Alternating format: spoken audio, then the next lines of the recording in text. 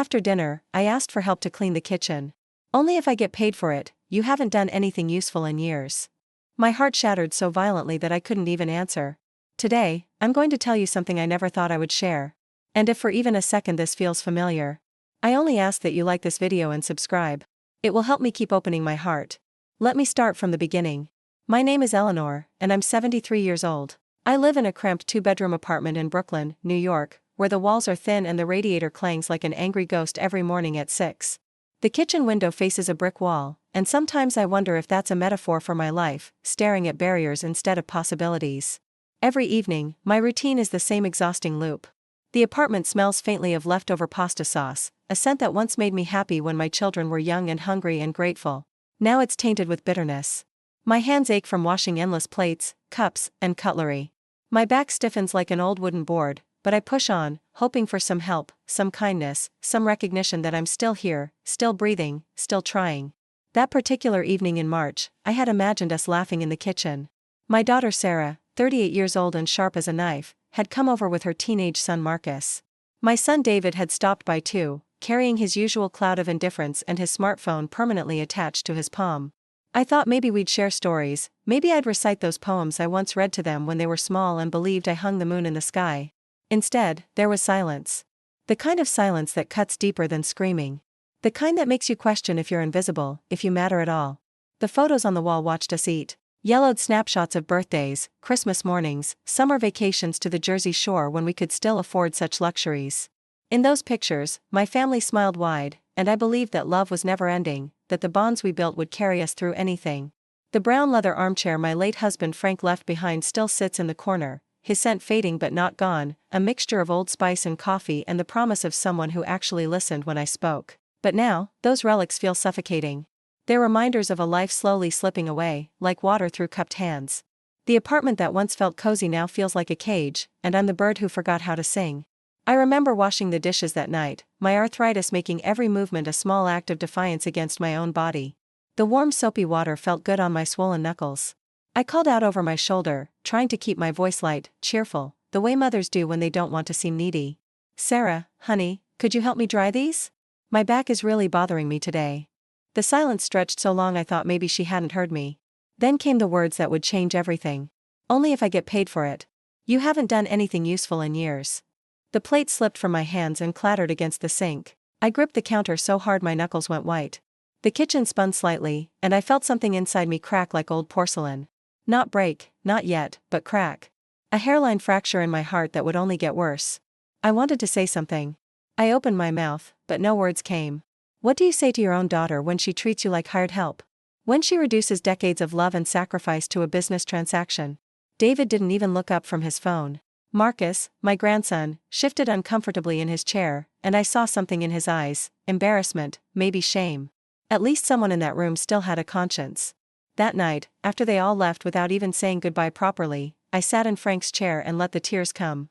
Not the dramatic sobbing you see in movies, but the quiet, desperate kind of crying that comes from deep, untouchable places. The kind that says, "I am so tired of being invisible." Let me tell you about the years that led to that moment. The history of sacrifices that nobody seemed to remember or care about.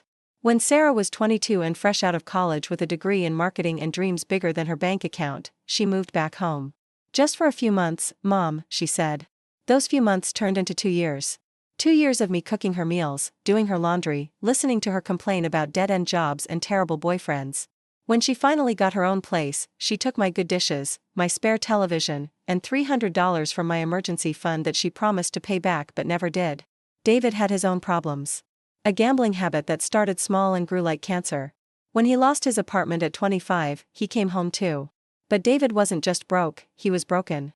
Coming home drunk, sleeping until 2 in the afternoon, borrowing money for gas and groceries and job interviews that never seemed to materialize. I gave him chance after chance, dollar after dollar, hoping that love could somehow cure self-destruction. Frank was still alive then, working double shifts at the automotive plant to support our adult children who couldn't seem to support themselves. We'd lie in bed at night, whispering about whether we were helping or enabling, whether tough love might work better than the soft kind we'd always provided. But every time we tried to set boundaries, one of them would have a crisis, and we'd cave like wet cardboard. "You're the only ones who understand me," Sarah would say when she needed something.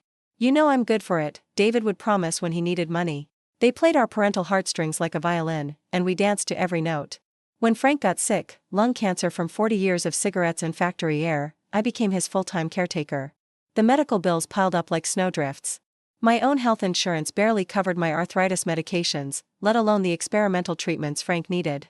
I worked part-time at a flower shop until my knees gave out, then I cleaned offices at night until my back couldn't take it anymore. You know what Sarah said when I asked her to help with her father's medical expenses? "I'm barely making ends meet, Mom. Besides, isn't that what Medicare is for?" David's contribution was even less helpful. He showed up to the hospital exactly twice, both times asking if I had $20 he could borrow. Frank died on a Tuesday in October, with me holding his hand and our children nowhere to be found. Sarah was at a work conference in Atlanta that she claimed she couldn't miss. David was dealing with his own problems, which seemed to multiply whenever anyone else needed support. The life insurance policy Frank had was small, barely enough to cover the funeral expenses and pay off his credit cards. I was 68 years old, widowed, and facing the rest of my life with a Social Security check that wouldn't even cover my rent and medications. That's when the real exploitation began. Sarah suggested I sell my house in Queens, the small 2-bedroom ranch where Frank and I had raised our children, where I'd planted tomatoes every summer and hung Christmas lights every December. "You don't need all that space, Mom. Think of the money you'll save on utilities and maintenance." What she didn't say, but what I slowly realized, was that she needed me to sell the house so I'd have money to help her. She'd gotten married to a man named Paul who worked in construction when construction work was available, which wasn't often. They had Marcus, and Sarah discovered that raising a child was expensive in ways she'd never imagined. So I sold the house. The house where I'd painted kindergarten artwork on the refrigerator and taught my children to ride bikes in the driveway. I sold it and moved into this cramped Brooklyn apartment, which cost twice as much as my old mortgage but was closer to Sarah and her family. "This way we can spend more time together," Sarah said when she helped me apartment hunt. What she meant was, this way you can babysit Marcus for free and help with our bills when things get tight. And things got tight often. Paul's work dried up for 3 months, and suddenly I was paying for Marcus's school clothes. Sarah needed dental work that her insurance wouldn't cover, so I dipped into my savings. Their car broke down, their water heater died, Marcus needed a new bicycle, and somehow, every financial emergency became my financial emergency. I told myself I was investing in family relationships. I told myself this was what mothers do. But late at night, lying in my narrow bed in this apartment that never quite felt like home, I wondered if I was buying love with money I couldn't afford to lose. The money situation got even more complicated when David decided to get his life together, his phrase, not mine. He enrolled in a trade school program to become an electrician. The tuition was $8,000, and he didn't qualify for financial aid because of his credit history. Guess who had $8,000 in her retirement account? "I'll pay you back with interest, Mom," David promised. This is my chance to finally make something of myself. And because I wanted so desperately to believe that this time would be different, I wrote the check. David lasted 4 months in the program before dropping out. The stated reason was that the instructors were prejudiced against older students. The real reason, I suspected, was that the program required him to show up every day and stay sober, 2 things David hadn't mastered in his 35 years of life. The $8,000 vanished like morning mist. When I asked about repayment, David got angry. "I didn't ask to be born, Mom. You chose to have kids, so don't act like everything you do for us is some huge favor. Besides, what else are you going to do with that money? You're not getting any younger." Those words hit me like a physical blow. The casual cruelty, the dismissal of my sacrifices, the implication that my money was somehow rightfully theirs because I was old and would die soon anyway. But I absorbed it.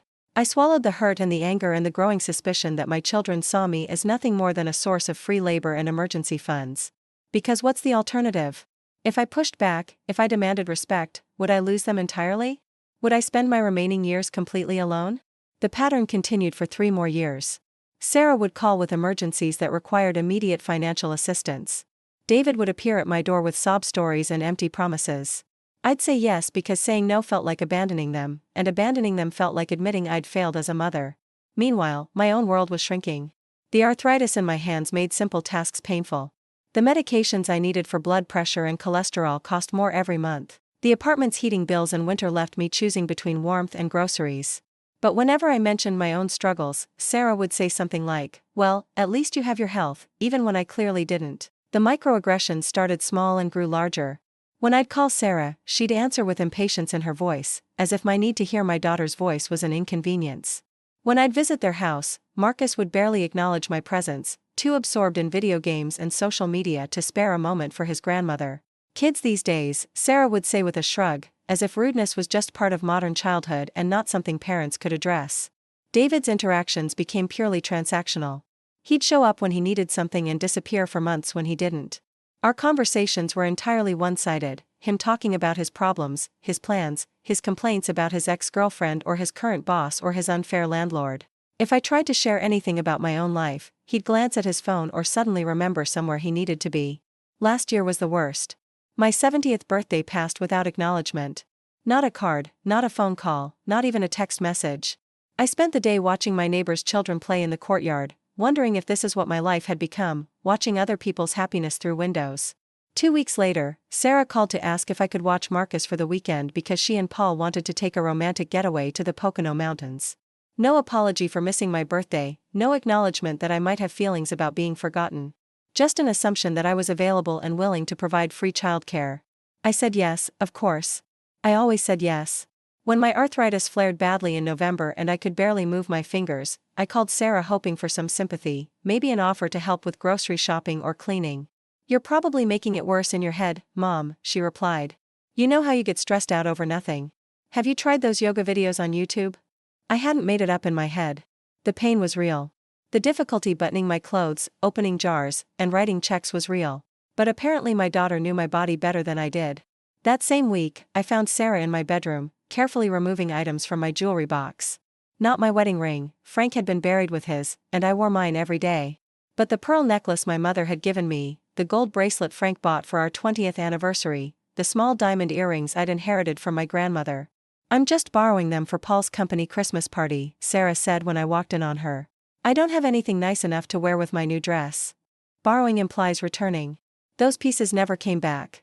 When I asked about them months later, Sarah acted like she had no idea what I was talking about, then accused me of being forgetful and paranoid. "Maybe you put them somewhere else, Mom. Your memory isn't what it used to be." My memory was fine. My jewelry was gone, and my daughter was gaslighting me about it. The breaking point came on that March evening I told you about. The dinner, the request for help, and Sarah's cruel response. But what happened after everyone left was even worse.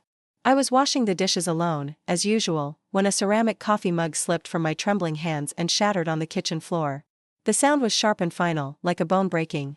I stared at the pieces scattered across the linoleum, and something inside me shattered too. I knelt on the floor, picking up fragments of what used to be whole, and I couldn't stop crying. Not the quiet tears from before, but deep, wrenching sobs that came from decades of accumulated hurt. I was 73 years old, on my knees in a kitchen that didn't feel like mine, picking up broken things while my family treated me like I was broken too. That night, I sat in Frank's chair and stared at the photo wall I'd maintained so carefully. Pictures of birthday parties where I'd baked the cakes and cleaned up the mess. Christmas mornings where I'd bought and wrapped every gift, then made breakfast for everyone. Graduation ceremonies where I'd been so proud, never imagining my accomplished children would grow up to see me as worthless. For the first time in my life, I allowed myself to think a forbidden thought: maybe it's time to say no.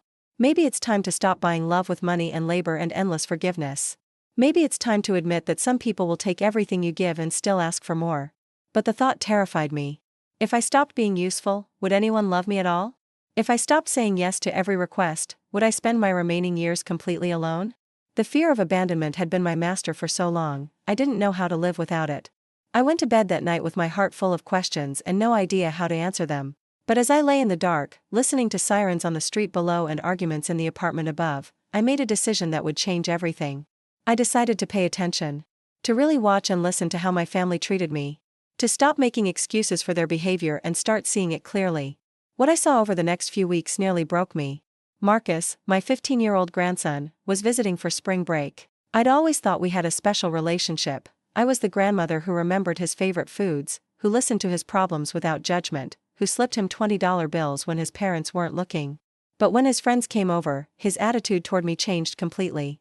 I became invisible, or worse, an embarrassment. When I offered to make snacks for the boys, Marcus snapped, "We're fine, Grandma. You don't need to hover." Hovering. I was offering hospitality and being accused of hovering. Later, I overheard him on the phone with a friend. "Yeah, I'm stuck at my weird grandma's apartment for the week. She's always trying to feed me and asking stupid questions about school. I can't wait to go home." Stuck. Weird. stupid questions. These were the words my beloved grandson used to describe our time together. Time I treasured and he endured. Sarah's treatment got worse too. She'd drop by the apartment without calling, letting herself in with the spare key I'd given her for emergencies. She'd go through my refrigerator, taking whatever she wanted. She'd use my computer without asking, leaving me logged out of my own accounts. She'd rearrange my furniture and reorganize my cabinets, claiming she was helping, but really imposing her preferences on my space. "You had the salt in the wrong place, Mom," she'd say, as if there was an objectively correct location for salt in my own kitchen. When I mentioned that I wished she'd ask before taking my food, she rolled her eyes. "It's not like you eat much anyway. Besides, I'm the one doing the grocery shopping for you most of the time." This was untrue. Sarah had taken me grocery shopping exactly 3 times in the past year, and each time she'd made me feel like I was imposing on her schedule. The rest of the time, I managed with delivery services or the expensive corner market when I was feeling strong enough to walk. David's visits became even more purely extractive. He'd show up when he needed money, make the same promises about paying me back, then vanish until the next crisis. But what hurt most was how he spoke to me, not with the casual cruelty Sarah used, but with complete indifference, as if I were a bank teller or customer service representative rather than his mother. "I need $500 for security deposit on a new place," he'd announce, not even bothering with hello. "My credit's still shot, so they want first month, last month, and deposit up front." "David, I gave you money last month for your car insurance," I'd reply carefully. "My savings account is getting pretty low." "Come on, Mom. It's not like you have expensive hobbies or anything. What else are you going to spend it on?" What else was I going to spend it on? Maybe my own rent. Maybe my medications. Maybe having a small emergency fund so I wouldn't have to live in constant fear of financial catastrophe. But David would keep pushing, keep explaining why his needs were more urgent than my security, until eventually I'd write another check and watch my balance shrink a little more. The pattern was so established, so automatic, that I'd stopped questioning it. Until that night with the broken mug and the shattered heart, when I finally started paying attention to what was actually happening in my relationships with my children. What I discovered was that I had no relationships with my children. I had transactions. I had negotiations. I had a series of one-sided exchanges where I provided resources and they provided the bare minimum contact necessary to keep the resources flowing. I was being used. Systematically, deliberately, thoroughly used by the 2 people I loved most in the world. The realization hit me like cold water. Suddenly, years of interactions made terrible sense. The timing of their calls, always when they needed something. The brevity of their visits, just long enough to collect whatever they'd come for. The casual dismissal of my feelings, my health, my preferences, because acknowledging my personhood might interfere with their view of me as a resource to be managed. I wasn't their mother anymore. I was their ATM, their babysitter, their emotional dumping ground. They kept me in their lives not because they valued me, but because I was useful. That understanding should have made me angry. Instead, it made me desperately sad. Not just for myself, but for them. How had I raised 2 people who could treat their mother this way? Where had I gone wrong? How had love gotten so twisted that it looked like exploitation? But underneath the sadness was something else. Something I hadn't felt in years, clarity. For the first time, I could see my situation without the fog of hope and denial that had obscured it for so long. I could see that my fear of losing my children was keeping me trapped in relationships that had already been lost. I could see that my attempts to buy love were actually ensuring I'd never receive it. Most importantly, I could see that I had choices. I could continue as I had been, growing smaller and poorer and more resentful until there was nothing left of me to give. Or I could do something I'd never done in 73 years of life. I could say no. The thought was terrifying and exhilarating at the same time. What would happen if I stopped being useful? What would happen if I started demanding respect instead of begging for affection? There was only one way to find out. The next morning, I called Sarah. My hands were shaking as I dialed, and my voice was unsteady when she answered with her usual impatient tone. "What is it, Mom?" "I'm getting ready for work. I need to talk to you about something important," I said. "Can you come over this evening?" "I guess, but make it quick. Paul and I have dinner plans." That evening, Sarah arrived 20 minutes late and immediately started checking her phone. I'd prepared what I wanted to say, but seeing her obvious impatience made me lose my nerve. Instead of the confrontation I'd planned, I found myself asking a simple question. "Sarah, do you think I'm a good mother?" She looked up from her phone with surprise, as if the question itself was strange. "What do you mean?" "I mean, when you think about me, do you think I've been good to you? Do you think I've done right by you and David?" Sarah's expression shifted to something like annoyance. "Mom, where is this coming from? Did you see some therapist on TV or something? I'm just wondering if you're happy with me. If you think I've been helpful to your family. You're being weird, Mom. Is this about the other night? Look, I'm sorry if I snapped at you, but I'd had a long day and Paul was being difficult and Marcus was acting up. Sometimes people say things they don't mean. But she had meant it. I could see it in her eyes, hear it in the casual way she delivered the blow. She hadn't been having a bad day, she'd been expressing her honest opinion of my worth. Sarah, I said carefully, I need you to know that my feelings were hurt. When you said I haven't done anything useful in years, it made me feel like maybe you don't appreciate the things I do try to help with. Her response was swift and dismissive. Mom, you're being too sensitive. You know I didn't mean it like that. Then, with barely a pause, she pivoted to what she'd really come for. Actually, since you brought up being helpful, Paul and I are having some cash flow problems this month. The car registration is due and Marcus needs new soccer cleats, and we're just a little short. Could you lend us $300? Just until Paul's next job comes through. There it was. The real purpose of her visit, hidden behind a thin veneer of emotional cleanup. She'd noticed my hurt feelings just enough to offer a non-apology, then immediately moved to extraction mode. In the past, I would have said yes. I would have been so grateful for even the pretense of caring that I'd have written the check immediately. But something had changed in me. The clarity I'd found after the broken mug was still there, and it made Sarah's manipulation visible in a way it had never been before. No, I said quietly. Sarah blinked. What? No, I can't lend you $300. I've lent you money several times over the past year, and you haven't paid any of it back. My savings account is nearly empty, and I need to keep what's left for my own emergencies. Sarah's mask slipped completely.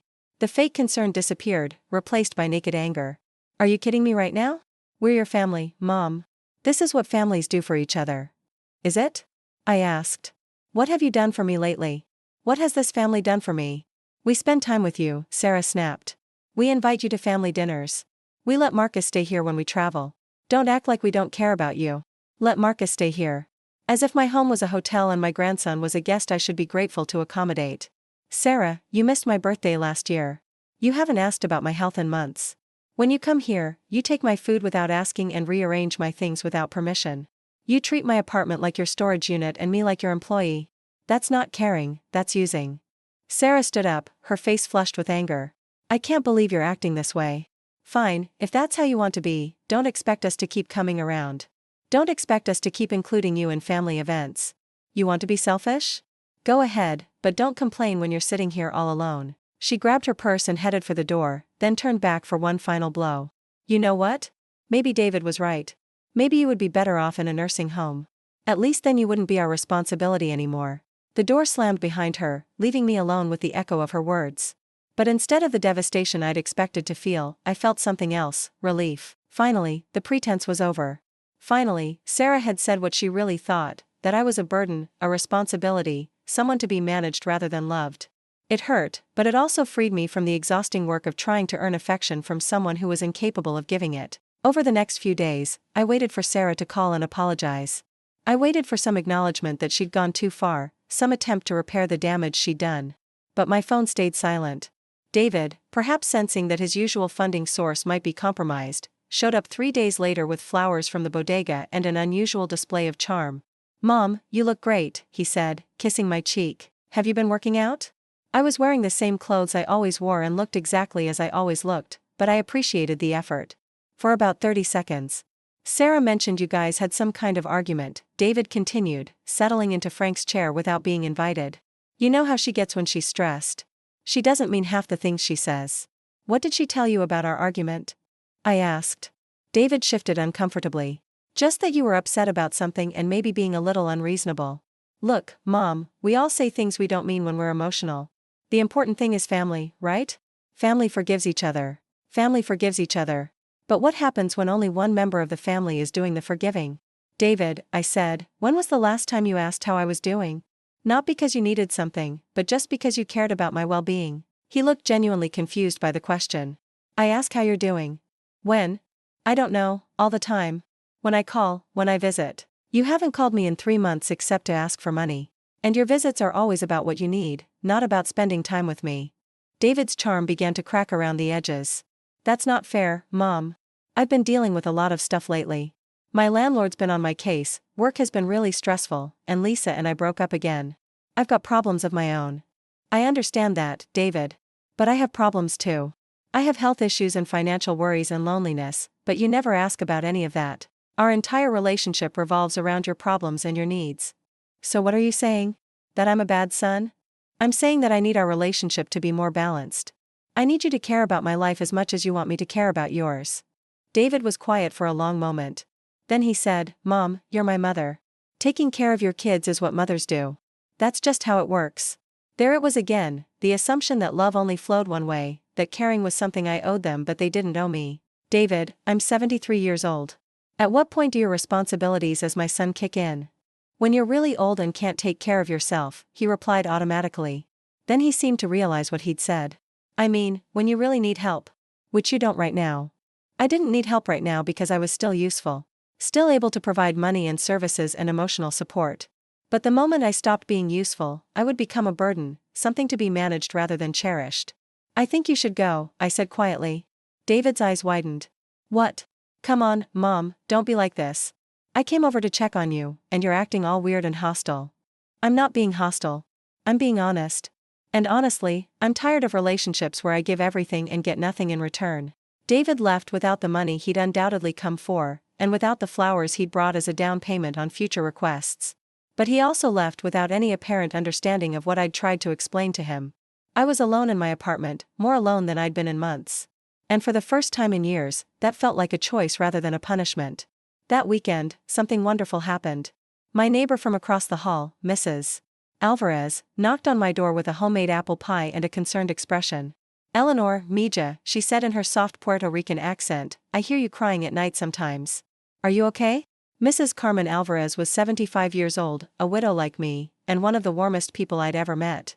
We'd lived across from each other for 2 years and exchanged pleasantries in the hallway, but we'd never really talked. She had her own family troubles, a daughter who lived in Florida and rarely called, a son who came around only when he needed bail money. I'm fine, I lied, then immediately felt foolish. Why was I pretending everything was okay with someone who clearly cared enough to ask? No, you're not fine, Carmen said gently. And that's okay. Nobody's fine all the time. Can I come in? We can talk, or we can just eat pie and watch those cooking shows. Sometimes that's all you need. I let her in, and we sat at my small kitchen table eating pie and not talking about anything important, but her presence felt like sunshine after months of rain. She complimented my curtains, asked about the photos on my wall, and listened when I explained who everyone was and when the pictures were taken. You have a beautiful smile in these, she said, studying a photo of me with baby Marcus. You look so happy. I was happy then, I admitted. I thought being a grandmother would be different than being a mother. I thought I'd get to enjoy the love without all the worry and responsibility. Carmen nodded knowingly. Kids today, they don't understand family the same way we do. They think love is something you get, not something you give. They think respect is something they're owed, not something they earn. How do you deal with it? I decided to stop dealing with it, Carmen said simply. I love my children, but I don't let them use me anymore. When they call for money, I say no. When they want free babysitting, I say I have plans. When they treat me badly, I hang up the phone. But don't you get lonely? Carmen smiled. Mija, I was lonelier when they were using me than I am now that they're not. At least now I know where I stand. And you know what? When you stop being available for their problems, you become available for your own life. Your own life. The phrase hit me like a revelation. When was the last time I'd thought about what I wanted, what would make me happy, what would give my life meaning beyond serving other people's needs? Carmen and I talked until almost midnight. She told me about her garden on the fire escape, her weekly trips to the farmer's market in Park Slope, her book club at the library that met every Thursday afternoon. She had built a life that belonged to her, filled with activities that brought her joy rather than obligation. Meanwhile, my life revolved entirely around my children's needs and schedules. I had no hobbies, no friends, no interests beyond what they required from me. I had made myself so completely available to them that I disappeared as a person in my own right. That night, I made a decision that transformed everything. I decided to apply for a consultation with an elder rights attorney that Carmen recommended, a woman who specialized in helping seniors protect themselves from financial abuse by family members. The appointment was 2 weeks away, but just making it felt like reclaiming some power over my own life. For years, I'd been reactive, responding to my children's demands and crises and expectations. Now I was taking proactive steps to protect myself and establish boundaries. In the meantime, I started saying no to small things. When David called asking for gas money, I told him I couldn't help this time. When Sarah texted asking me to babysit Marcus short notice, I replied that I had other plans, which was true, because I'd made plans to reorganize my closet and read a book Carmen had lent me. The immediate response was exactly what I'd expected: anger, guilt trips, and accusations that I was being selfish and unreasonable. But underneath their predictable manipulation tactics, I detected something else: surprise. They were genuinely shocked that I was capable of saying no, as if they'd never considered that I might have limits or needs of my own. David showed up at my door one evening, more agitated than usual. "Mom, what's going on with you lately? Sarah said you've been acting weird, and now you won't help me out with simple things like gas money. Are you having some kind of breakdown?"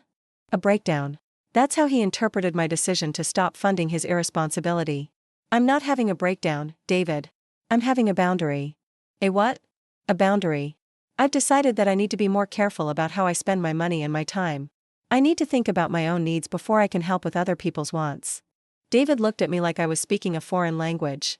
"Since when do you have needs? You're retired, you don't work, you don't go anywhere or do anything. What could you possibly need money for that's more important than helping your son?" The casual dismissal of my existence was breathtaking. "Since when do you have needs?" As if being retired meant being beyond the reach of ordinary human requirements for food, shelter, medical care, and dignity. "David, I need money for rent, utilities, food, and medications. I need money in savings in case I get sick or my apartment needs repairs. I need to feel financially secure so I'm not lying awake at night worrying about how I'll survive if something goes wrong." "That sounds pretty selfish to me," David replied.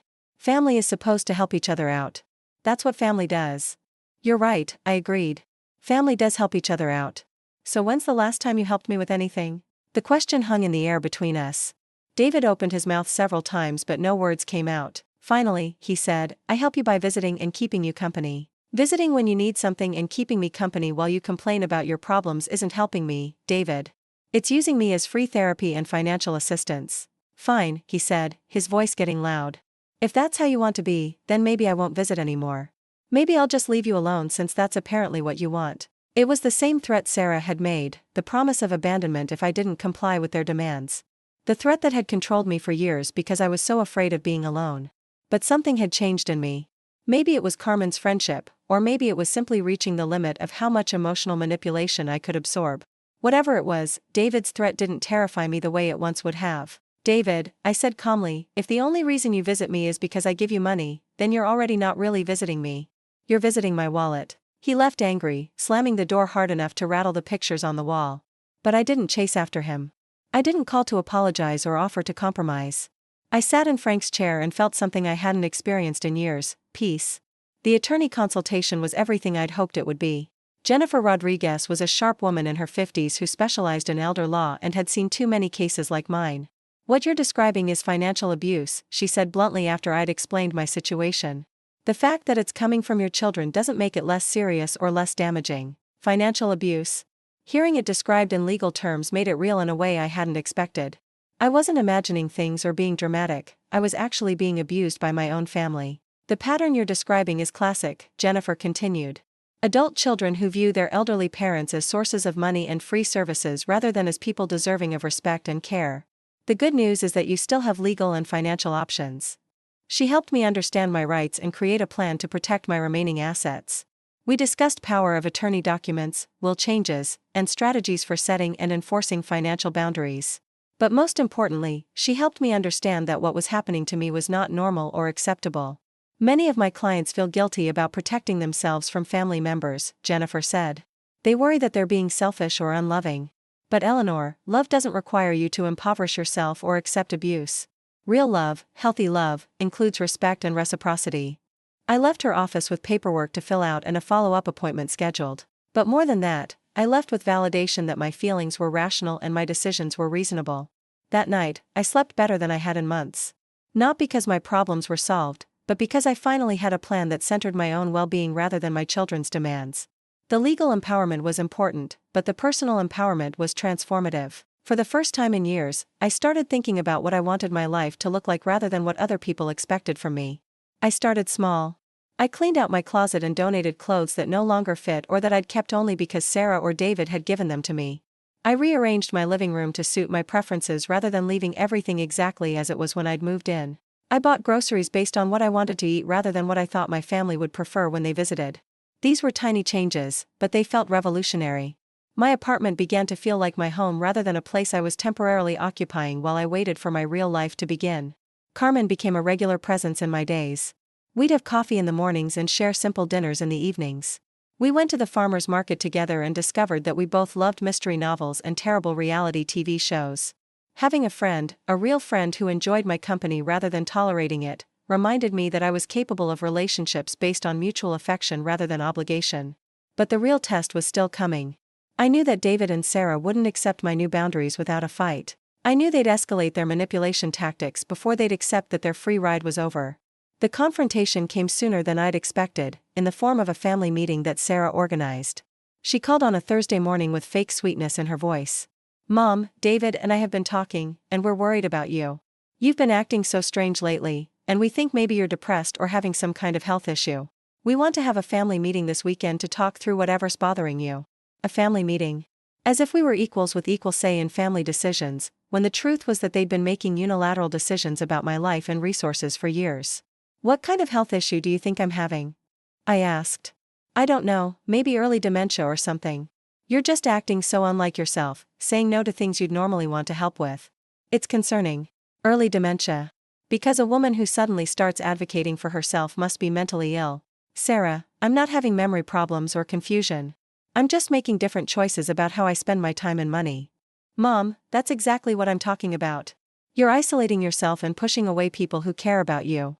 That's not healthy behavior. People who care about you." I almost laughed at the irony, but I knew Sarah genuinely believed her own story. She'd convinced herself that using me was caring about me, that taking my money was helping me, that dismissing my needs was protecting me from unnecessary worry. "I'm not isolating myself," I replied. "I'm spending time with my neighbor Carmen, and I'm taking better care of my own needs. That's actually very healthy behavior." "Who's Carmen?" "Mom, you can't just start trusting strangers with your personal business. What if she's trying to scam you or something?" Of course. Carmen, who had never asked me for anything except friendship, was potentially a scammer. But David, who had borrowed thousands of dollars he'd never repaid, was family and therefore trustworthy. Carmen is not a stranger or a scammer. She's a friend. "Mom, we're your family. We're the people who really care about you. This meeting is important. Can you be at my house Saturday afternoon?" I could have said no. I could have refused to participate in their intervention. But something made me curious about what they had planned, what they thought they could say or do to get me back under control. "I'll be there," I agreed. Saturday afternoon, I took the subway to Sarah's house in Sunset Park. It was a modest two-bedroom that Paul had painted bright yellow, thinking it would increase the resale value. Sarah had decorated it with cheaply framed inspirational quotes and furniture that looked expensive but wasn't. David was already there, looking uncomfortable in a button-down shirt he'd probably borrowed from Paul. Marcus was banished to his room, and Paul had made himself scarce. This was family business, and he was smart enough to avoid getting caught in the crossfire. Sarah had prepared for this meeting like a corporate presentation. She had actual notes written on index cards, as if she'd researched the best ways to manipulate elderly parents back into compliance. "Mom, sit down," she began, gesturing to the couch like she was the host and I was the guest. "David and I want to talk to you about some changes we've noticed in your behavior lately." Changes in my behavior. Not changes in their treatment of me, not acknowledgement of years of one-sided exploitation, but problems with my behavior that needed to be corrected. "We're concerned that you might be depressed or confused," David added, reading from his own set of notes. "You've been saying no to things you'd normally want to do, and you've been making decisions that don't seem like you." "What decisions don't seem like me?" Sarah consulted her cards. "Well, you've been refusing to help family members with reasonable requests for assistance. You've been unfriendly and suspicious when we try to spend time with you. And you've been making friends with people we don't know instead of focusing on your family relationships." It was masterful, really. They'd taken every positive change I'd made, setting boundaries, protecting my resources, building friendships, and reframed them as symptoms of mental illness or personality disorder. "Also," David continued, "we've been thinking that maybe living alone isn't the best situation for you anymore. Maybe you'd be happier somewhere with more support and social activities." Somewhere with more support. He meant a nursing home. They wanted to ship me off to institutional care so they could stop pretending to include me in family life while still having access to whatever money I had left. I sat quietly and let them finish their presentation. They'd clearly spent time coordinating their talking points, and they were proud of their strategy. They genuinely believed they could convince me that advocating for myself was evidence of mental decline. When they were done, I reached into my purse and pulled out a manila folder. Inside was the power of attorney document I'd had prepared, along with bank statements and a letter from Jennifer Rodriguez outlining the legal definition of financial elder abuse. Before I respond to your concerns, I said calmly, I need to share some information with both of you. I placed the power of attorney document on Sarah's coffee table. This is a new power of attorney that gives financial and medical decision-making authority to a neutral third party if I become unable to manage my own affairs. It replaces the old document that named both of you. Sarah picked up the paper and skimmed it quickly, her face growing pale. Mom, what is this? Why would you do this? I did it because I don't trust either of you to make decisions in my best interest rather than your own. David leaned forward, trying to read over Sarah's shoulder. What are you talking about? We're your children. Of course we'd make decisions in your best interest. David, you've borrowed over $12,000 from me in the past 3 years and haven't repaid a cent. Sarah, you've taken my jewelry, my food, and my money while treating me like a burden. Neither of you has shown any concern for my financial security or emotional well-being. I placed the bank statements on the table next to the power of attorney. These show exactly how much money I've given both of you over the past 5 years.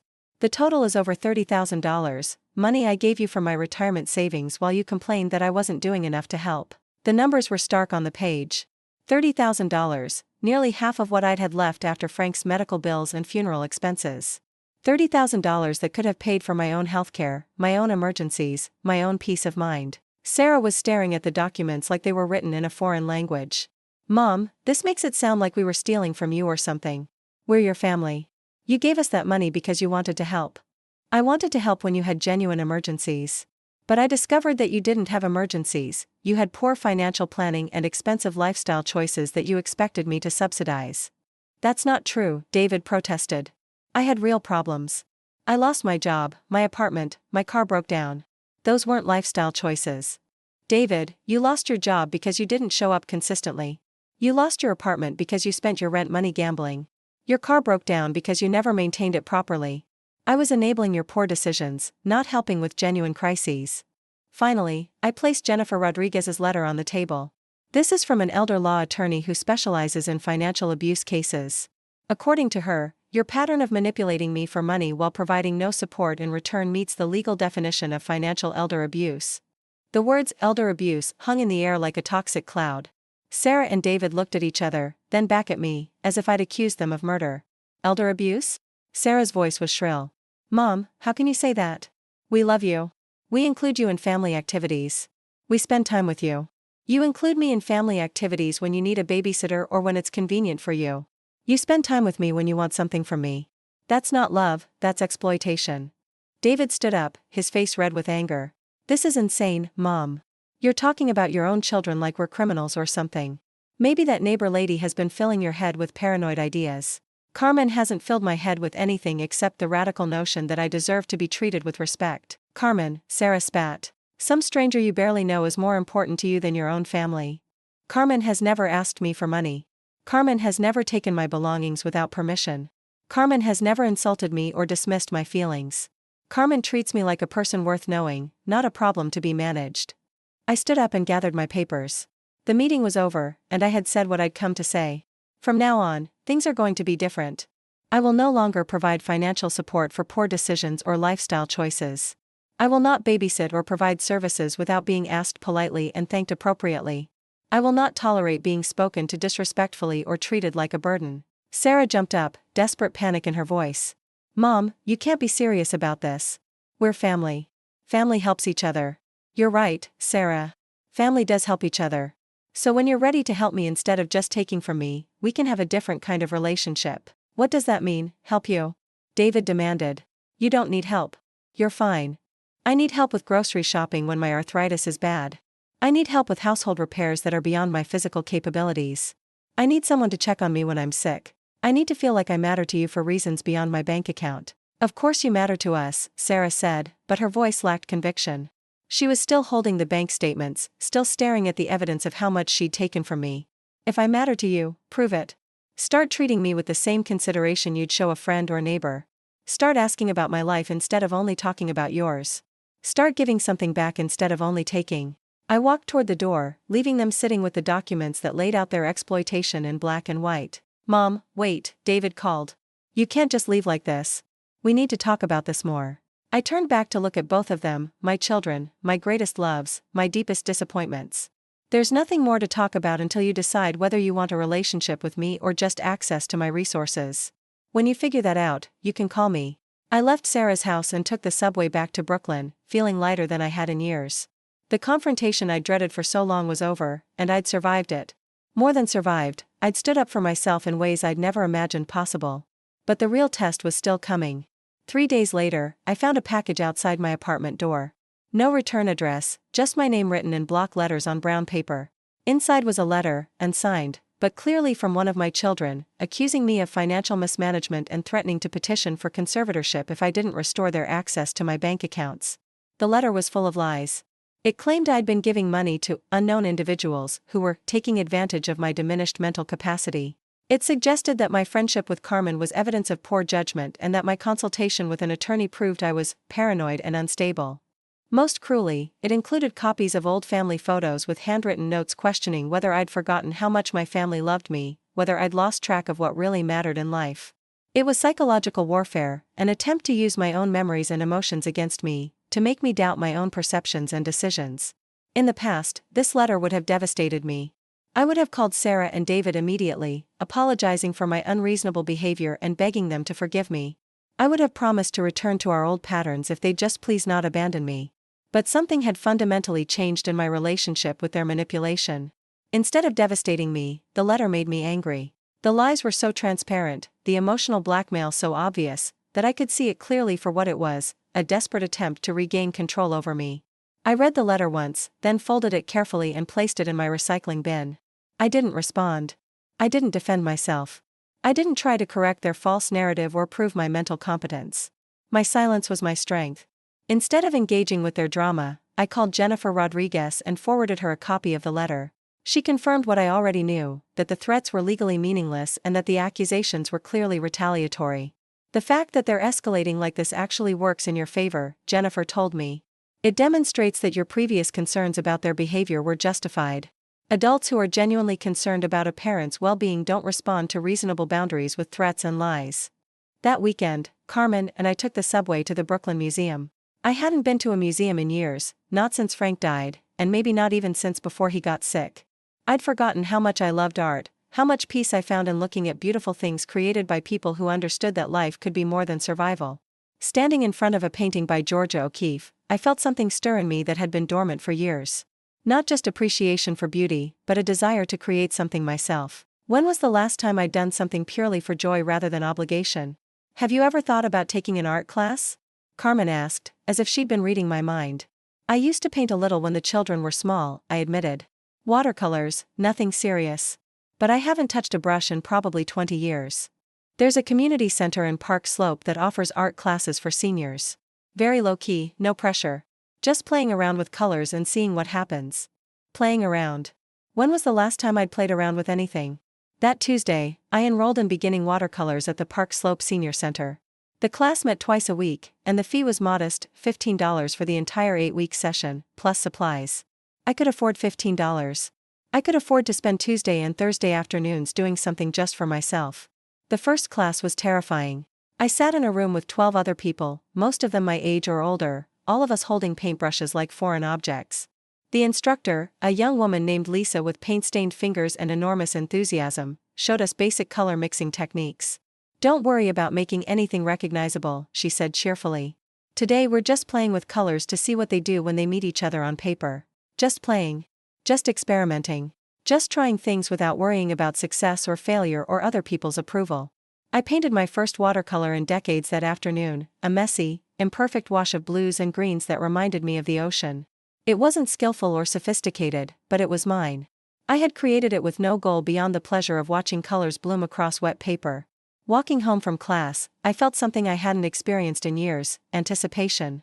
I was looking forward to something that had nothing to do with anyone else's needs or expectations. I was excited about my own life. The transformation didn't happen all at once. It was gradual, like watching flowers grow or seasons change. Small shifts that accumulated into something larger. I started wearing colors instead of the neutral clothes I'd favored for years. I bought a bright red scarf and wore it even when I was just shopping for groceries. I painted my fingernails for the first time since Frank's funeral, a cheerful pink that made me smile every time I looked at my hands. I rearranged my apartment to better suit my preferences. Frank's chair moved to a corner where I could see out the window while I read. I bought plants for the windowsill and actually kept them alive. I hung my watercolor paintings on the walls, replacing some of the family photos that had started to feel more like accusations than memories. Most importantly, I started to remember who I was beyond my roles as mother, grandmother, caretaker, and financial resource. I was Eleanor. I had opinions about art and politics and books. I had preferences about food and music and how to spend my time. I had value that wasn't dependent on my usefulness to other people. The silence from David and Sarah stretched into weeks. In the past, this would have sent me into a panic. I would have called repeatedly, apologized preemptively, and promised to return to being the person they wanted me to be. But now, the silence felt like space, room to breathe, room to think, room to discover what my life could look like when it belonged to me. Then came the call I'd been expecting but dreading. "Grammy?" The voice was small and uncertain. "Marcus, my 15-year-old grandson who I'd barely seen since the confrontation with his parents." "Marcus, sweetheart, how are you?" "I'm okay, I guess. Mom said you've been sick or something and that's why we haven't seen you lately." "Are you sick, Grammy?" Of course that's what Sarah had told him. I was sick, not standing up for myself. I was having problems, not solving them. "I'm not sick, Marcus. I'm actually healthier than I've been in a long time." "What made you think I was sick?" "Mom said you were acting weird and that maybe you were getting dementia like Great Grammy had before she died. She said that's why you've been mean to everyone and saying crazy things." Mean to everyone. Saying crazy things. That's how Sarah had explained my refusal to continue funding their lifestyle and accepting their disrespect. "Marcus, I haven't been mean to anyone, and I'm definitely not developing dementia. I just decided that I need to take better care of myself and expect to be treated more respectfully." There was a long pause. Then Marcus said, "Grammy, can I ask you something?" "Of course." "Were Mom and Uncle David really taking money from you?" The question hung between us. Marcus was 15, old enough to understand family dynamics, old enough to recognize when adults weren't telling the truth. "Yes," I said simply. "They were. For years. And they weren't paying it back or even acknowledging that it was a loan rather than a gift." Another pause. "That sucks, Grammy. That's really unfair." Hearing my grandson acknowledge what his parents refused to admit brought tears to my eyes. At least one member of my family was capable of seeing the situation clearly. "Marcus, I want you to know that I love you very much, and nothing that's happening between me and your parents changes that. But I also need you to understand that I can't continue to let people treat me badly, even if they're family." "I get it," Marcus said quietly. "And Grammy? I'm sorry they were doing that to you. That's messed up." We talked for another 20 minutes, really talked, the way we used to when he was younger and less absorbed in teenage concerns. He told me about school, his friends, a girl he liked but was too nervous to talk to. I told him about my art classes and my friendship with Carmen. "Grammy, you sound happier," he observed. "Like, more relaxed than usual." "More relaxed." Because I wasn't constantly anxious about money, constantly walking on eggshells to avoid triggering my children's anger, constantly trying to earn love I should have received freely. "I am happier, Marcus. When you stop trying to control other people's feelings and start focusing on your own well-being, life gets a lot simpler." Before we hung up, Marcus said something that surprised me. "Grammy, would it be okay if I came to visit you sometime? Just me, not with Mom and Dad. I miss hanging out with you." "I would love that," I replied, and meant it completely. 2 weeks later, Marcus took the subway to Brooklyn by himself and spent Saturday afternoon with me and Carmen. We went to the farmer's market, walked through Prospect Park, and came back to my apartment where I made grilled cheese sandwiches and showed him my watercolor paintings. "These are really good, Grammy," he said, studying a painting I'd done of the view from my kitchen window. "I didn't know you were artistic." "I didn't know either until recently," I admitted. "I'm discovering all kinds of things about myself that got lost when I was so focused on taking care of everyone else."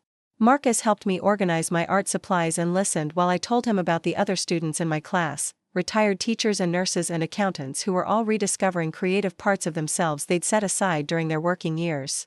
"It seems like everyone our age spent so much time doing what other people needed that we forgot what we wanted," I explained. "That's kind of sad," Marcus said thoughtfully. "But also kind of cool that you're figuring it out now." Before he left, Marcus hugged me tight and whispered, "I'm proud of you for standing up for yourself, Grammy. It was really brave." Brave. My 15-year-old grandson saw me as brave for doing what should have been natural, protecting myself from exploitation and demanding basic respect. That evening, after Marcus had gone home, I sat in Frank's chair with a cup of tea and reflected on how much had changed in just a few months. My apartment felt more like home. My days had structure and purpose that came from my own interests rather than other people's demands. I had a real friendship with Carmen, a developing artistic practice, and the beginning of a healthier relationship with my grandson. Most importantly, I had myself back. Not the younger version of myself from before marriage and children, but a new version, wiser, stronger, less willing to sacrifice my own well-being for other people's comfort. The phone rang, interrupting my reverie. Sarah's name appeared on the caller ID. I let it ring 4 times before answering, giving myself time to center and prepare. "Hello, Sarah." "Mom." Her voice was stiff, formal. "Marcus told me he visited you today." "He did. We had a wonderful time." "I don't appreciate you turning my son against me." "I haven't turned Marcus against anyone. We talked honestly about what's been happening, and he drew his own conclusions." "Mom, this has gone on long enough. You've made your point, okay? You were upset about some things, and I get that. But this whole dramatic production of cutting off your family is getting ridiculous." Dramatic production. Even now, Sarah couldn't acknowledge that my boundaries were reasonable responses to unreasonable treatment. "Sarah, I haven't cut off my family. I've set limits on how I'm willing to be treated. If you're feeling cut off, it's because you haven't adjusted to those limits." "What limits?" "You mean not helping us when we need it?" "I mean not providing money without being asked respectfully, not tolerating insults and dismissive behavior, and not accepting being treated like a source of resources rather than a person." Sarah was quiet for a moment. When she spoke again, her voice was different, softer, more uncertain. "Mom, do you hate us now?" The question broke my heart a little. Despite everything, despite the years of exploitation and manipulation, I didn't hate my children. I was angry and hurt and disappointed, but underneath all of that was still love, complicated, painful, persistent love. "I don't hate you, Sarah. I love you more than I can express. But love doesn't mean accepting mistreatment. Love can include boundaries and consequences. I don't understand what you want from us. I want you to treat me the way you'd treat a friend you respected. I want you to consider my feelings when you make requests. I want you to contribute something positive to our relationship instead of only taking from it. But we do contribute. We spend time with you, we include you in family things." "Sarah, when was the last time you asked how I was doing and actually listened to the answer? When was the last time you did something nice for me without being asked? When was the last time you considered what I might want instead of only thinking about what you needed?" Another long silence. Finally, Sarah said, "I don't know. That's the problem. Our relationship has been entirely one-sided for so long that you've forgotten how to think of me as a person with my own needs and feelings. So what happens now? Do we just never see each other again? That's up to you. If you want to rebuild our relationship on healthier terms, I'm open to that. But it has to be different than it was before." "Different how?" "Different like you asking before taking my food. Different like thanking me when I do you favors. Different like calling occasionally just to chat instead of only when you need something. Different like treating my home with respect when you visit." These were such basic requirements for decent human interaction that I felt almost silly listing them. But they were things Sarah had never done, things she'd apparently never considered necessary in her relationship with her mother. "I can try," Sarah said finally. "But Mom, I don't really understand how things got so messed up between us." "Things got messed up because you started taking me for granted and I allowed it. I enabled your bad behavior by never setting consequences for it. But that's changing now." We talked for another few minutes, carefully and cautiously, like diplomats from countries that had recently been at war. Sarah asked about my art classes, and I asked about her job. It wasn't warm or natural, but it was respectful, more respectful than we'd been with each other in years. After we hung up, I realized something surprising. I felt hopeful. Not about returning to our old relationship, which had been toxic, but about the possibility of building something new and healthier. David was harder. His pride was more fragile, his denial more complete. When he finally called, 3 weeks after my conversation with Sarah, his anger was still fresh and hot. "Mom, I can't believe you're doing this to your family. Sarah's been crying every day, Marcus keeps asking questions I can't answer, and I can't sleep at night thinking about how you must hate us." "David, I don't hate you. But I also can't continue to enable your irresponsibility and accept your disrespect." "Irresponsibility?" "Mom, I'm 35 years old. I've had some bad luck, but I'm not irresponsible." Even now, even after everything, David couldn't admit that his problems were largely of his own making. It was always bad luck, unfair circumstances, other people's fault. "David, responsible adults don't borrow money from their elderly mothers and never pay it back. Responsible adults don't show up only when they need something. Responsible adults don't treat their parents like emergency funding sources." Jesus, Mom, it sounds like you've been keeping a ledger or something. Like you've been tracking every dollar and holding grudges about everything. I have been keeping track, David. Because I realized that I was giving away money I might need for my own emergencies while you treated it like it was free. Fine, I'll pay you back.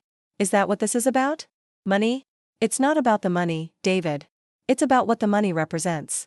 It's about how you see me and how you treat me. How do I treat you? I visit, I call, I include you in my life. You visit when you need money. You call when you have problems you want me to solve. You include me in your life as a resource, not as a person you enjoy being with. The conversation went in circles for 20 minutes. David defending his behavior, me trying to explain why it was hurtful, David accusing me of being unfair and unreasonable. Finally, I said something that ended the argument. David, I'm not asking you to agree with me. I'm telling you how things are going to be different from now on. You can adapt to those changes or not, but the changes aren't optional. And if I don't adapt, then we probably won't have much of a relationship. The threat I'd feared for so long, losing my children's love, no longer terrified me. Because I'd realized that if love required me to accept abuse and exploitation, it wasn't really love at all. David hung up angry, and I didn't hear from him again for 2 months. But Marcus continued to visit, and Sarah began making tentative efforts to change her behavior. She started asking instead of demanding, saying please and thank you, calling occasionally just to check in rather than only when she needed something. The changes were small and sometimes seemed grudging, but they were changes. And more importantly, they showed that Sarah was capable of treating me better. She simply hadn't bothered to before because I'd never required it. 6 months after that March evening when my heart shattered in the kitchen, I was sitting in Prospect Park with my watercolor supplies, practicing techniques I'd learned in class. The afternoon light was perfect for painting trees, and I was absorbed in mixing just the right shade of green when someone sat down on the bench beside me. That's beautiful, a voice said. I looked up to see a woman about my age watching me paint. She had short silver hair and kind eyes behind wire-rimmed glasses. Thank you, I replied. I'm still learning. I'm Ruth, she said. I've been coming to this park for 30 years, and I've never seen someone painting here before. It looks so peaceful. It is peaceful. I'm Eleanor. Ruth and I talked for an hour. She was recently retired from teaching high school English, newly divorced after realizing her marriage had been making her miserable for years, and trying to figure out what the next chapter of her life should look like. I spent 40 years doing what other people expected, she said. Taking care of my husband, raising children, teaching other people's kids, making everyone else's needs more important than my own. Now I'm 70 years old and I have no idea what I actually want. I understood exactly what she meant. I'm 73 and just figuring that out myself, I told her. It's never too late to start. Ruth became another friend, then part of a small circle of women I was getting to know through the senior center and the library book club Carmen had introduced me to. We were all women who had spent decades serving other people and were now, in our 70s, learning to serve ourselves.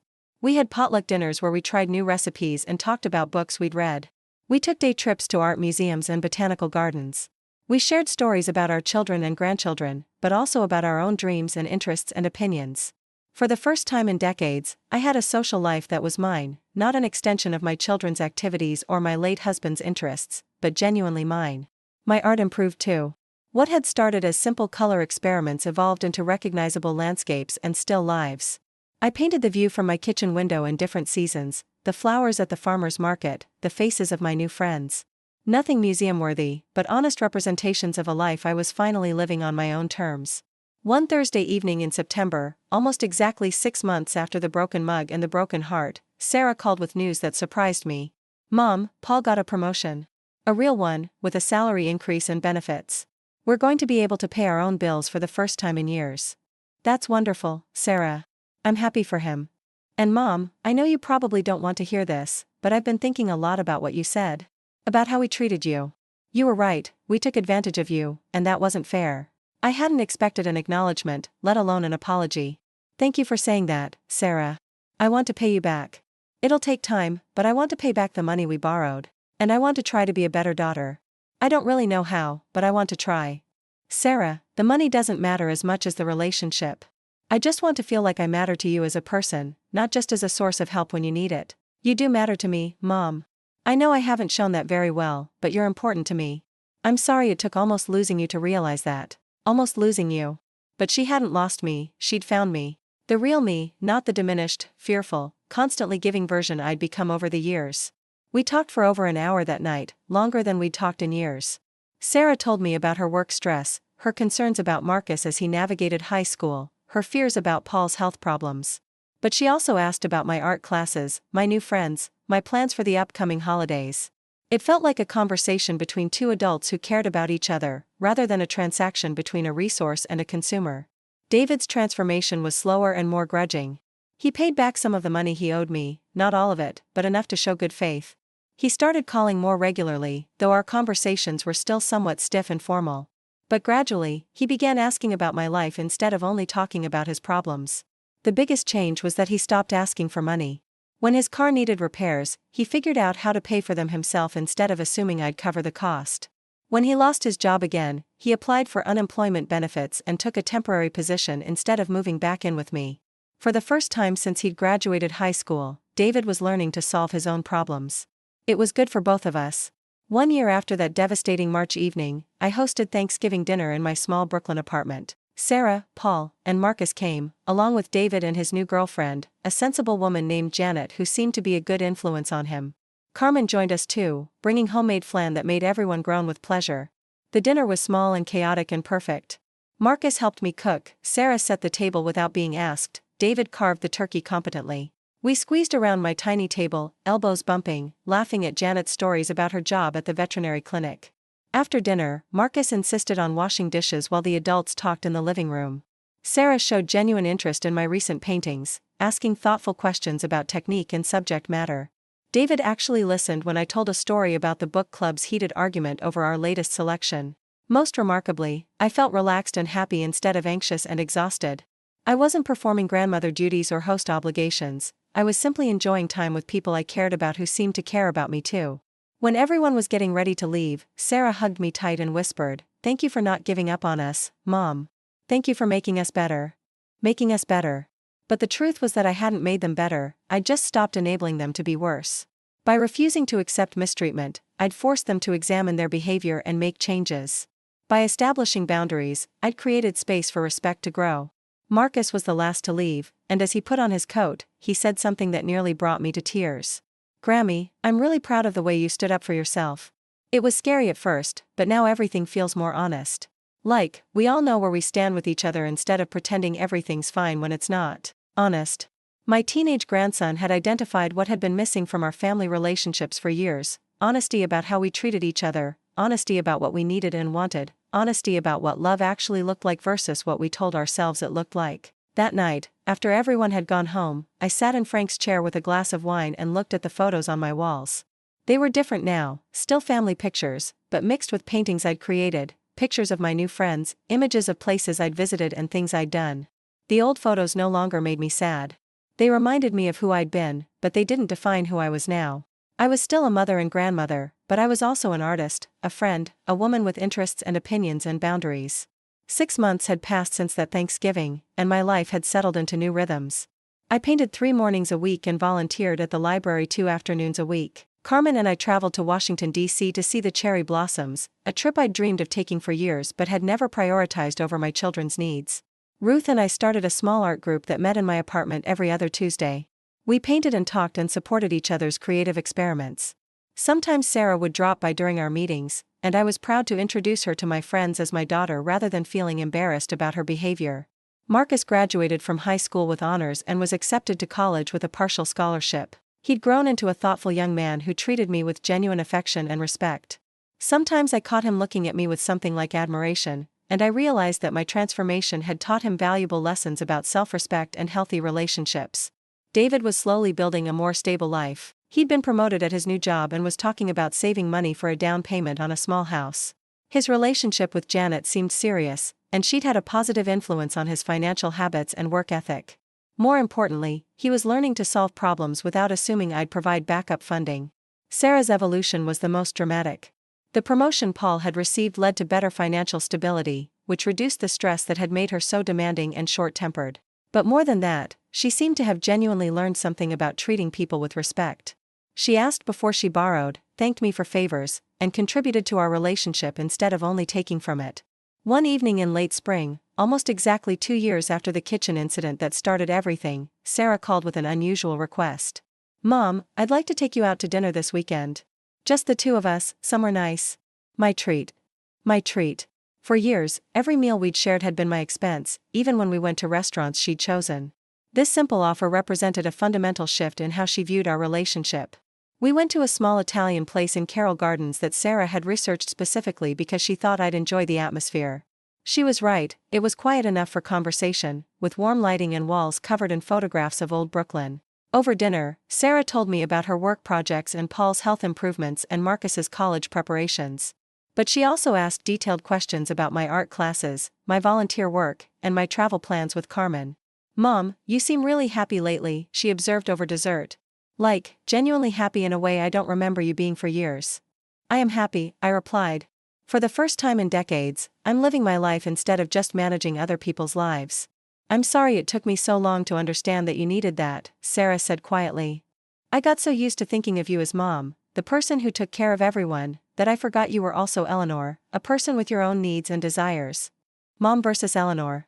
She'd articulated something I'd struggled to express: the difference between being seen as a role versus being seen as a person.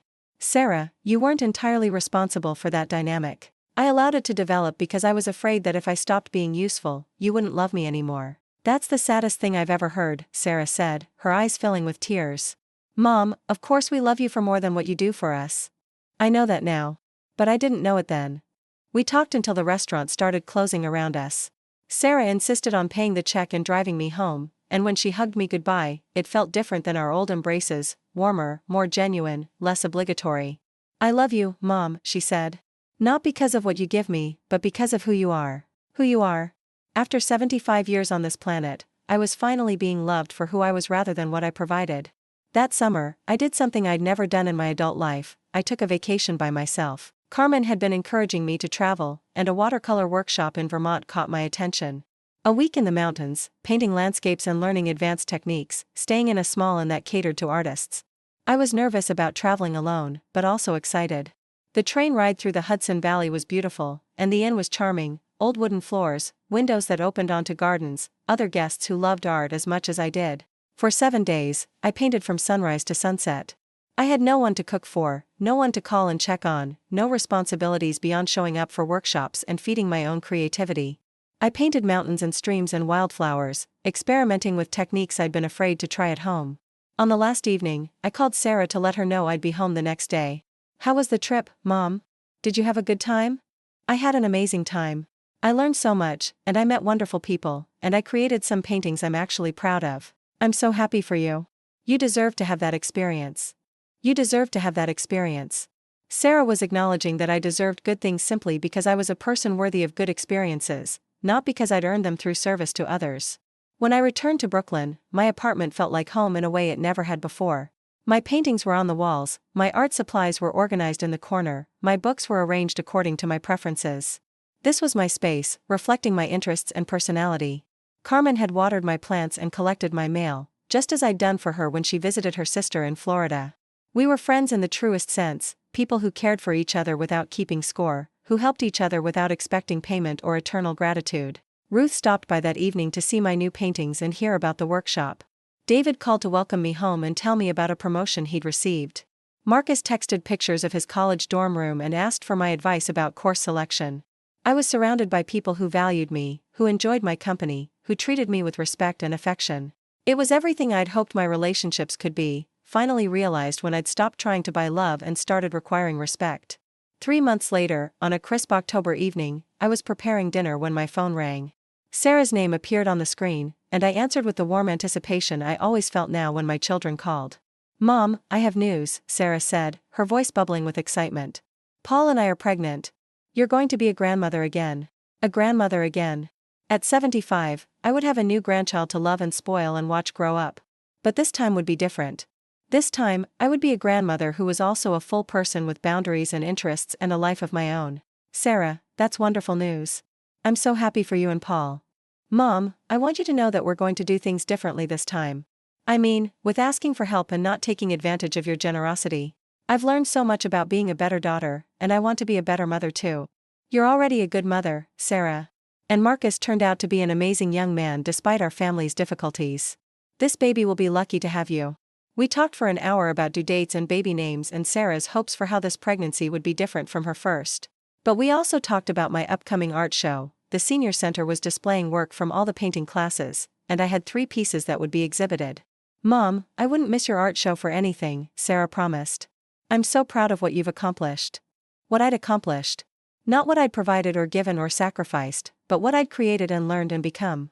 That night, I sat in Frank's chair with a cup of tea and reflected on the journey of the past 2 years. It had started with a shattered coffee mug and a shattered heart, but it had led to the most fulfilling period of my life. I thought about the woman I'd been before, always anxious, always giving, always trying to earn love through service and sacrifice. That woman had been so afraid of being alone that she'd accepted being used. So afraid of losing her children's affection that she'd never demanded their respect. But that woman had also been brave in ways she hadn't recognized at the time. She'd raised 2 children on her limited resources. She'd cared for a dying husband with devotion and tenderness. She'd survived decades of putting everyone else's needs before her own. The transformation hadn't erased that woman or negated her experiences. It had built on her foundation of love and service, adding new elements of self-respect and boundaries and personal fulfillment. I was still a mother, still a grandmother, still someone who cared deeply about family relationships. But now I was also an artist, a friend, a woman with interests and opinions and the confidence to express them. I was someone who could say no without guilt and yes without resentment. Most importantly, I was someone who knew the difference between being loved and being used, and who would never again accept one in place of the other. As I prepared for bed that night, I looked at myself in the bathroom mirror. The woman looking back at me had silver hair and laugh lines and eyes that sparkled with contentment. She looked like someone who had lived fully, loved deeply, and learned to love herself as much as she loved others. The next morning, I woke up with sunshine streaming through my windows and the sound of children playing in the courtyard below. I made coffee and sat at my kitchen table with my watercolor supplies, ready to capture the light falling across my windowsill plants. I had plans for the day: painting in the morning, lunch with Carmen, a library book club meeting in the afternoon. Simple pleasures that belonged entirely to me, chosen because they brought me joy rather than because someone else needed them from me. My phone buzzed with a text from Marcus. "Grammy, can I come visit this weekend? I want to hear about Vermont and see your new paintings." I typed back, "Of course, sweetheart. I'd love that. And I would love it." Not because I was desperate for any contact with my family, but because Marcus had become someone who genuinely enjoyed spending time with me, and I genuinely enjoyed spending time with him. The doorbell rang, and I opened it to find a delivery person with a package addressed to Eleanor Martinez, my maiden name, which I'd started using again for my art classes and volunteer work. Inside was a set of professional quality watercolor brushes I'd ordered, an investment in my continued growth as an artist. Eleanor Martinez. Not someone's mother or grandmother or widow, but my own person with my own name and my own life. I set up my easel by the window and began to paint. The brushes felt perfect in my hands, and the colors flowed across the paper with a richness I'd never achieved before. I was painting the view from my kitchen window, the same view I'd looked at for 2 years, but now seeing it with different eyes. In my painting, the brick wall across from my window wasn't a barrier anymore. It was simply part of the landscape, solid and permanent but not limiting. The sky above it was vast and blue, full of possibilities. As I worked, I thought about the evening 2 years ago when Sarah had spoken those crushing words about my usefulness. At the time, they had shattered something in me that had felt irreparable. But now I could see that they had also liberated something, my own sense of worth that wasn't dependent on other people's approval. The broken coffee mug had been swept up and thrown away long ago. But its breaking had marked the beginning of my rebuilding, the start of a life that belonged to me as much as it belonged to the people I loved. I painted until lunchtime, then cleaned my brushes and prepared to meet Carmen for our weekly meal at the little Mexican place that had become our regular spot. As I put on my red scarf and gathered my purse, I caught my reflection in the hallway mirror. I looked like a woman with somewhere to go and someone to meet. I looked like a woman with interests and friendships and a life full of richness that had nothing to do with being useful to anyone else. I looked happy. Walking down the street toward the restaurant, I passed other women my age, some hunched and hurried, some confident and purposeful. I wondered how many of them had spent decades giving everything to their families, and how many had learned to save something for themselves. I wanted to stop and tell them what I'd learned, that it's never too late to say no, never too late to demand respect, never too late to build a life that centers your own joy as much as it serves other people's needs. But instead, I just smiled and continued walking toward my friend, toward my lunch, toward my afternoon full of books and conversation and laughter. My phone rang as I approached the restaurant. Sarah's name appeared on the screen, and I answered with genuine pleasure in my voice. "Hi, sweetheart. How are you feeling today?" We talked for a few minutes about her pregnancy symptoms and her excitement about the ultrasound scheduled for next week. Then she said something that made my heart sing. "Mom, would you like to come with me to the ultrasound appointment?" Paul has to work, and I'd really love to have you there when we see the baby for the first time. She wanted me there. Not because she needed something from me, but because she valued my presence at an important moment in her life. I'd be honored, Sarah. Thank you for asking. Thank you for being the kind of person I want there with me. The kind of person I want there with me. Not the person who always said yes or always provided whatever was needed, but the person I had become, someone who brought value to relationships through who I was rather than what I gave. I hung up and saw Carmen waving from a table by the window. She had already ordered our usual drinks and was reading a book while she waited, the latest mystery novel we'd both been anticipating. Eleanor, you look radiant today, she said as I sat down. What's making you so happy? Everything, I replied, and meant it completely. Absolutely everything. We spent lunch talking about the book, planning our next museum visit, and laughing about the drama in our Thursday book club. Simple conversations between friends who enjoyed each other's company and expected nothing more than mutual affection and respect. After lunch, I walked to the library feeling light and purposeful. The book club would discuss a novel about a woman who discovers her own strength late in life, a story that resonated deeply with all of us, women who had spent decades believing our worth was measured by our service to others.